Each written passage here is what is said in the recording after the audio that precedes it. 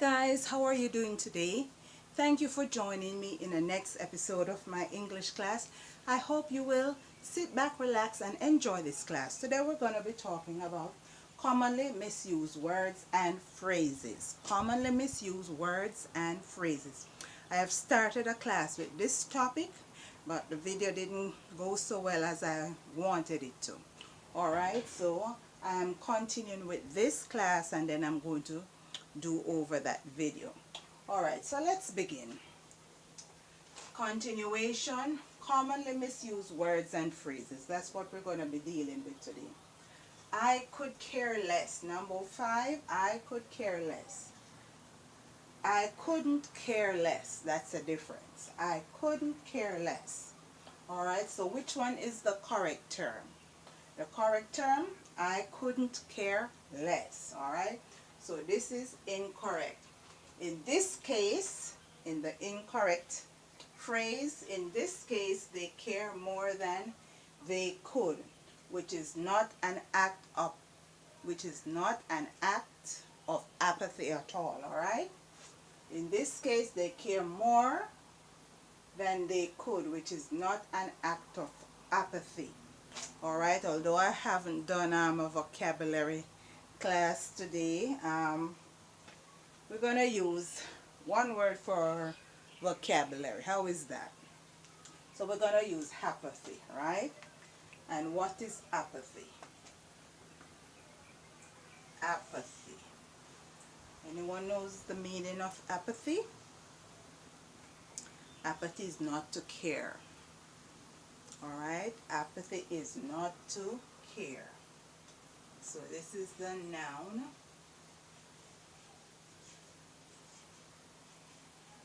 Noun, alright, so that is not to care. And you have apathetical.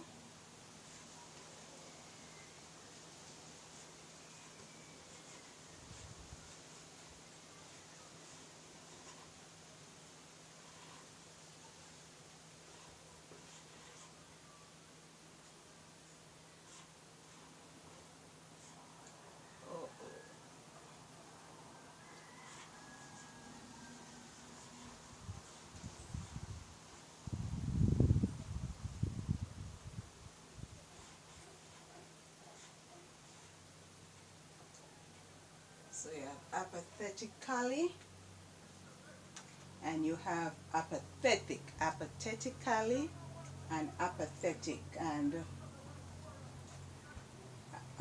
adjectives, okay? Both are adjectives.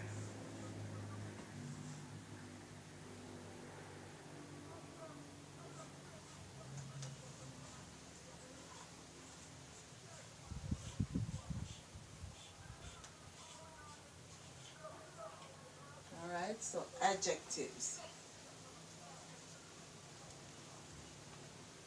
So apathetic, apathy, which is a noun and it means not to care, don't care. And you have apathetically and apathetic, which are adjectives, okay? Which derives from this word apathy. Alright?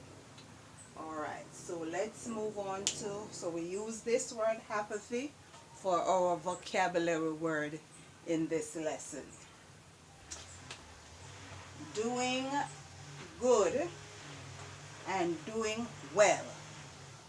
Doing good and doing well. Being a do-gooder. Doing good is being a do-gooder.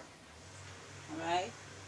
You are giving to those around you a description of people who prosper by serving others. It's a description of people who prosper by serving others. So you are doing good. Alright? You're feeding the poor. You're giving shelter to the homeless, or you're giving them clothing or medicine. Alright? So you're helping others who are less fortunate. Doing well. When you do things properly or meet high standards, you are doing well. When you do things properly or meet high standards, you are doing well. However, sometimes a person might ask, how are you doing? And you say, I'm doing well, I'm doing well. Or you might ask how someone else is doing, and you say they are doing well. All right, they are doing well. So you use this as a greetings or as a compliment. All right, so you're doing well, and you ask someone out there doing, and they say, that person, I'm doing well. All right, so it means to meet high standards and to do things properly. All right, so you have more than one definition for doing well. Number 7, for all intensive purposes. For all intensive purposes equal for all intents and purposes. For all intents and purposes. So which of these words are correct? For all intents and purposes. For all intensive purposes. That is a no-no. This is an incorrect, but people say it because it sounds similar or familiar to their hearing, but they haven't got all the words correctly. So this is incorrect.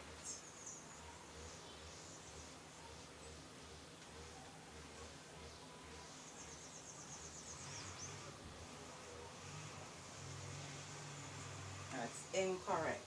The correct term is for all intents and purposes, meaning covering more or less all important angles or opinion.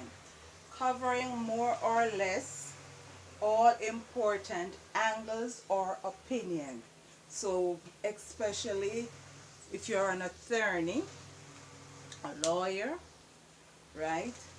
You want to get all the facts, you want to get all the opinions, and you want to cover every angle that is possible so you can win your case, all right? So this word is coming, I did some research, and it is coming from the 19th century, and it has to do with English law. All right, so if you watch those old time Hitchcock movies, you will hear they use this phrase a lot. For all intents and purposes, a lot, I should say. Not a lot, but a lot. For all intents and purposes, all right? So covering more or less all important angles and opinions. So you want to cover every angle, every thought process that you have so you can win your case in the courthouse, all right? So for all intensive purposes, that is incorrect. All right, number 8. By and large versus by and large. By and large, by and large. By and large means generally, all right? In general. So you're speaking in a general term, all right? But by and large, this is incorrect.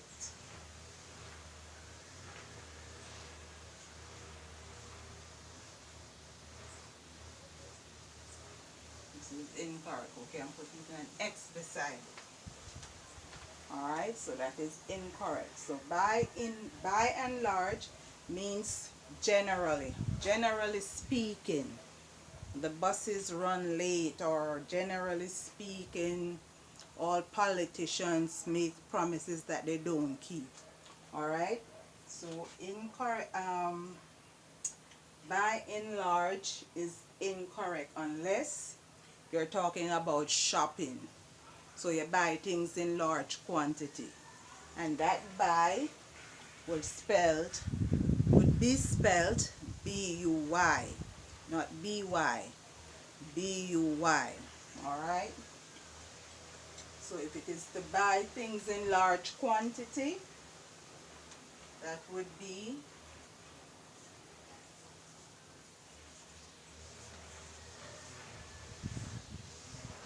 that's how that buy would be spelled. Alright, okay, let's look at number 9. Shoe in and shoe in, S-H-O-O-I-N, shoe in. Shoe in is a phrase which means certain to succeed. I think that might be from England. Shoe in England and America. Shoe in, certain to succeed, especially in a competitive situation. Certain to succeed, especially in a competitive situation. Alright, so this is what shoe in means. People say shoe in, but this is incorrect. It's shoe in. Go and prosper. Go on and succeed. Shh. Alright? So this is incorrect. We're just going to put an X here, indicating that that is incorrect. So shoe in, S-H-O-O-I-N dash and I-N, certain to succeed, especially in a competitive situation. Alright, so our new vocabulary, word for vocabulary today is apathy, which is a noun, and which the words apathetically and apathetic, which are adjectives, which derives from this word apathy, and it means not to care, don't care, don't give a damn. Alright, so this is the end of this class, guys. Thank you for watching. I hope to see you in my next class. I hope you join me. Please leave comments. Alright, let me know how I'm doing. Let me know how you are doing, if you're improving in your English, in your studies. Alright, if you're doing good in your writing, if you're increase in your understanding in writing. Alright, so I'll see you in my next class, hopefully, if God spare our life. Until then, before I go, check the description box below for any information, my books, which can be bought on Amazon.com. So I'll see you in my next class. And in my next class, my tongue is tying. Until then, bye.